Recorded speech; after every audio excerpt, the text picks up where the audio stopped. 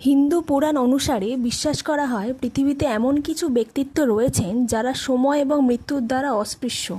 তারা সকলেই বিভিন্ন যুগ থেকে এসেছেন। কেউ এসেছেন ভক্তির কারণে, কেউ বা ধর্মের স্বার্থে, কেউ বা অভিশাপের কারণে ঐশ্বরিক লক্ষ্যের তাগিদে। শাস্ত্রমতে এরা সকলেই শ্রী বিষ্ণুর দশম অবতার কল্কির আগমনের সময় পুনরায় তাকে সাহায্য করতে এবং পৃথিবীর ভারসাম্য ও ধর্মের স্বার্থ রক্ষা করতে আসবেন। কিন্তু এই সপ্ত চিরঞ্জীবী আসলে কারা? এই ভিডিওর মাধ্যমে আমরা তাদের কালজয়ী গল্প উন্মোচন করব। প্রথম চিরঞ্জীবী শ্রী হনুমান। অঞ্জনী মাতা ও কেশরী পুত্র হিসাবে বানর বংশে তিনি জন্মগ্রহণ করেছিলেন। তিনি পবনদেবের একাংশ থেকে জন্মগ্রহণ করেছিলেন বলে তাকে পবনপুত্র নামে অভিহিত করা হয়। তিনি রুদ্র অবতারও বটে। শাস্ত্র অনুসারে স্কন্দপুরাণ ও কৈবর্ত পুরাণ এবং হনুমান নাটকের মতো শাস্ত্রগুলি হনুমানজিকে চিরঞ্জীবী বলে উল্লেখ করেন।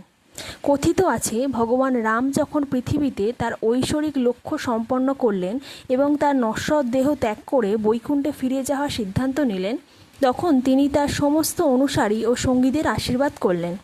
সেই মুহূর্তে তিনি হনুমানজিকে ডেকে বললেন, হে হনুমান, তুমি কেবল আমার দাস বা বন্ধুই না, বরং আমার হৃদয়ের অত্যন্ত প্রিয়।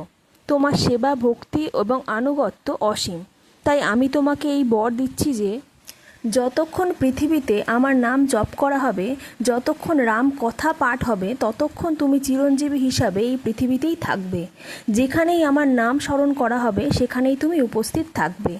এই বর কেবল আশীর্বাদই ছিল না, বরং হনুমানজির জন্য ছিল ঐশ্বরিক দায়িত্ব, মানবতা সেবা এবং ভক্তদের রক্ষা করা এবং ধার্মিকতা বজায় রাখা। That's all. Thank you so much.